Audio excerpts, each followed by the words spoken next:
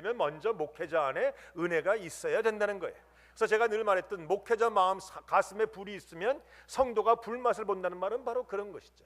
목회자가 모르는 것은 전할 수 없어요. 아니 전한다고 하지만 능력은 없어요. 내가 배워서 전하는 것은 사람을 살리지 못합니다. 내가 경험된 것을 전할 때 능력이지 경험되지 못한 지식은 그저 냉랭할 수밖에 없고 내 머리만 전달되는 것밖에 되지 않는다는 거예요. 오늘 이 아볼로는요 한계가 있었어요. 성령님을 경험하지 못했어요. 예수님도 잘 몰라요.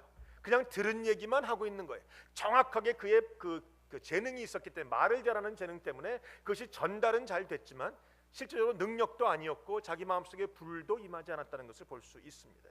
그래서 오늘 본문에 보면 아볼로라는 사람이 있었는데 아볼로에게 메시지를 듣고 예수 믿은 사람들은 성령님을 몰랐다는 것입니다. 그런데 사도 바울이 와서 그런 사람들에게 묻습니다. 성령을 받았느냐? 오늘 본문에 정확하게 보면 너희가 믿을 때 성령을 받았느냐?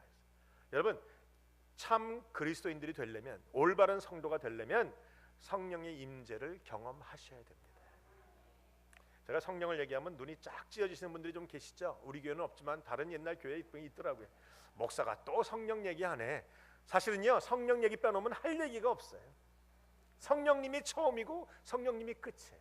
그래서 성령님의 얘기가 가장 중요한 얘기예요. 오늘 바울도 와서 다른 얘기 안 했어요. 너희가 믿을 때 성령을 받았느냐? 오늘 이 질문은 여러분이 솔직히 여러분 자신에게 던져야 되는 질문입니다. 내가 믿을 때 성령을 받았는가? 내가 성령의 경험이 있는가? 성령의 체험이 있는가를 여러분 스스로에게 물어보셔야 되는 것입니다. 아니 목사님 내가 성령님에 대해서 알아요. 대해서 아는 것은 소용없어요. 내가 예수님에 대해서 압니다. 그것도 소용없어요.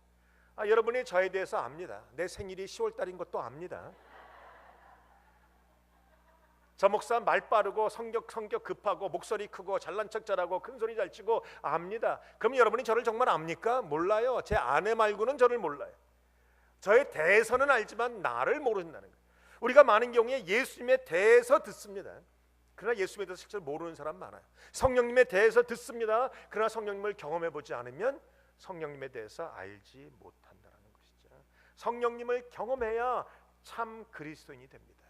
진짜 성도가 되기 위해서는 성령님을 경험해야 되는 것이죠. 성령님을 경험하고 하나님의 영이 내 안에 있지 않으면 그리스도인이 아니라고 성경이 얘기하고 있습니다. 로마서 8장 9절에 보면 만일 너희 속에 하나님의 영이 거하시면 너희가 육신에 있지 아니하고 영에 있나니 누구든지 그리스도의 영이 없으면 그리스도의 사람이 아니니라. 그러면 성령을 어떻게 받습니까? 성령은 사모하는 자에게 임하게 되어 있어요. 오늘 성경에 보니까 너희가 믿을 때 성령을 받았느냐? 우리가 이 본문을 보면서 이 말씀을 통해서 알 수 있는 것은 성령은 믿는 자에게 임한다는 사실이에요. 아무나에게 임하지 않습니다. 믿는 자에게만 성령님이 임하시고 그리고 그들이 그냥 자연적으로 자동적으로 임하는 것은 아닙니다. 예수님이 요한복음 14장에 내가 아버지께로 가면 아버지께서 또 다른 보혜사를 너희에게 보내사 이렇게 약속을 하셨어요. 또한 요한 사도행전 1장에도 너희가 모여서 기다리고 성령을 기다리라고 말해요. 몇 날이 못 돼서 아버지가 성령을 주시리라 약속하셨죠. 성령의 임재는 약속으로 주어져 있는데 자동적으로 임한 것은 아닙니다. 사도행전에 보니까 1장과 2장에 그들이 오순절 날 마가 다락방에 모여서 전심으로 기도할 때 성령이 임했습니다. 성령은 믿는 자에게 임하지만 그냥 임하진 않아요. 사모하는 자에게 임합니다. 기도하는 자에게 임하는 것이에요. 여러분이 성령을 받지 못하신 분들은 대부분 사모함이 없거나 기도하지 않거나 전심으로 찾지 않아서 그래요. 아니신가 봐. 제가 경험해 보니까 그래요. 하나님 앞에 간절히 사모하면 주십니다. 성경은 얘기합니다. 너희가 악할지라도 자녀에게 좋은 것을 줄 줄 알거든 하물며 천국에서 너희가 원하는 대로 그 좋은 선물인 이 성령을 선물로 주지 않으시겠냐고 우리에게 약속하시고 계시다라는 것이죠. 마가다락방에 모였던 120명 간절함으로 사모함으로 기도했더니 성령님이 골고루 모든 자에게 다 임했습니다. 제가 경험해 보니까 기도하는 자는 다 받습니다. 사모하는 자는 다 받아요.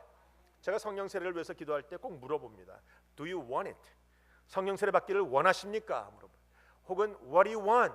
원하는 게 도대체 뭐냐? 성령을 사모하고 성령의 임재를 받기를 원합니다 하고 고백하고 사모하는 사람들은 다 받더라고요. 근데 뭐 주든지 말든지 몰라요. 그냥 주실려면 주시고 말려면 말리고 그런 분들은 못 받아요. 당연히 못 받아요. 성령은 사모하는 자에게 임해요. 여러분 성령을 사모하시길 바랍니다. 목사님 성령 받으면 시끄럽고 랄랄라 따따따. 아니에요. 그게 다가 아니에요. 성령님이 계셔야 복음을 증거할 수 있고, 성령님이 계셔야 주님을 알 수 있고, 성령님이 계셔야 내가 말씀이 깨달아지는 거예요. 성령님이 없으면요 아무것도 아니에요. 성령이 왜 중요한가? 성령님이 계셔야 그때의 그 사건이 오늘의 내 사건이 되는 거예요. 여러분, 예수님의 죽으심이 언제입니까? 2000년 전이에요.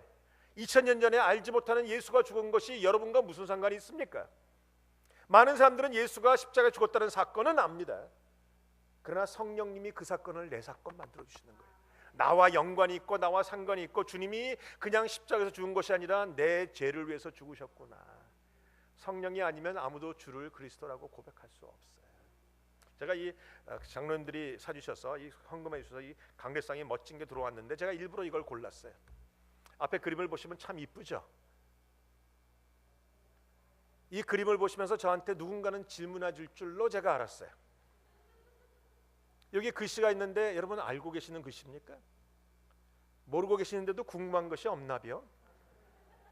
저는 이걸 택하시면서 누군가 나에게 물어보면 내 멋진 신학적인 헬라어적인 이런 설명해 주려고 딱 준비하고 있는데 아무도 안 물어봅니다. 관심이 없어요.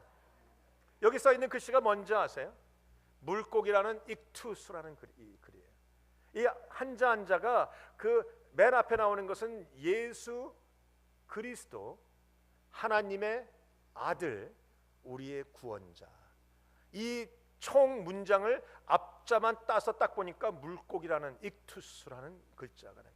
이 앞에 써 있는 게 익투스예요. 예수 그리스도, 하나님의 아들, 우리의 구원자라는 뜻이죠. 좀 설명하고 싶었는데 아무도 안 물어봐. 그래서 내가 이걸 어떻게 설교 시간에 설명하는가 작전을 끼우다가 오늘 설명하고 있는 거예요. 예수님이 나의 구원자가 되고 예수님이 하나님의 아들이심을 믿어지는 것이 성령의 역사라는 거예요. 아니면 아니에요. 그래서 여러분, 똑같이 복음을 증거하고 똑같이 얘기를 해도 안 믿는 사람은 안 믿어요. 줘 박아도 안 믿어요. 아무리 사정해도 안 믿어요. 제발 부탁해도 안 믿어요. 이건 성령의 역사이기 때문에 그래요. 여러분, 모든 믿는 자는 성령의 임재와 성령을 경험하셔야 됩니다. 그래야 예수님의 사건이 내 사건이 되는 것이죠. 그리스도의 영이 없으면 그리스도의 사람이 아니니라. 이 성령은 사모하는 자에게 온다고 말씀드렸어요. 여러분, 정말 사모하는 심령으로 성령님의 임재를 구하시길 주님의 이름으로 축원드립니다. 오늘 아볼로는 그들에게 복음을 증거한 것은 사실이었어요. 그러나 아볼로의 복음은 복음이 아니었습니다. 아볼로의 말은 율법적인 것이었어요. 오늘 본문에 보면 그러면 너희가 무슨 세례를 받았느냐 사도 바울이 물어봅니다. 그때 사람들이 뭐라고 얘기합니까? 요한의 세례를 받았다라고 합니다. 요한의 세례를 받았다는 말은 뭡니까? 요한의 세례를 받고 예수님을 믿고 하나님의 자녀가 됐다는 것은 분명한데, 요한의 세례, 요한이 무슨 말을 했습니까? 성경에 보면 세례 요한은 회개하라 이 자식들아 이렇게 했습니다. 세례 요한은 그들에게 독한 말로 회개하라 이 독사의 자식들아 라고 누가 너희 이렇게 하면 쭉 설명하지 않았어요. 다시 말하면 뭡니까? 율법적인 설교를 했어요. 회개하라, 회개하라, 바르게 살아라, 착취하지 마라, 남의 것을 빼앗지 마라. 그런 율법적인 설교를 했던 것이 바로 이 세례 요한이었다는 것이죠. 여러분, 설교에는 두 종류의 이 두 부류로 설교를 나눌 수 있어요. 하나는 율법적인 설교입니다. 바르게 살아라, 율법을 지켜라, 죄를 짓지 마라. 이게 다 율법적인 설교예요. 그러나 또 하나의 설교가 있습니다. 은혜적인 설교. 이게 복음인 것이. 설교가 종류도 두 가지지만 때로는 한 설교 안에도 두 부분을 나눠서 우리가 설교를 합니다. 대부분 우리가 죄를 지적합니다. 그러나 죄를 지적하고 끝나는 설교는 율법적인 설교예요. 죄를 지적당하면 떨립니다. 이거 습관되는 거예요. 이거 마약 같아서요. 찔림이 없는 설교를 듣고 앉아있으면 졸아요, 사람들이. 그래서 내가 좀 찔리게 막 강하게 얘기하면 떨다 갑니다. 그러나 떠는 것은 설교가 아니에요. 율법적인 설교가 나간 후에는 반드시 은혜적인 설교가 들어가야 됩니다. 우리는 죄인입니다. 맞습니다. 여러분, 죄인이에요. 죄인이에요. 분명한 것은 사실이지만 죄인으로 끝나는 것이 아니라 우리 주님이 우리를 위해서 십자가에서 죽으셨다라는 말입니다. 이것이 은혜입니다. 나는 죄인이지만 주님의 나를 위해서 죽으심으로 내가 의인된 것, 여기까지. 이게 온전한 설교이고 이게 은혜적인 설교예요. 사람은요, 은혜적인 설교를 들어야 바뀝니다. 어떤 분들이 좀 그것 때문에 고민하시죠. 너무 은혜적인 설교만 나가면 사람들이 죄를 소홀하게 여기는 거 아닌가? 아니에요. 은혜적인 설교가 뭡니까? 하나님이 당신을 사랑하신다는 거예요. 여러분이 죄인 된 것은 여러분 압니다. 내가 얘기하지 않아도 알아요. 모르십니까? 알잖아, 아시잖아요. 여러분이 죄진 거 여러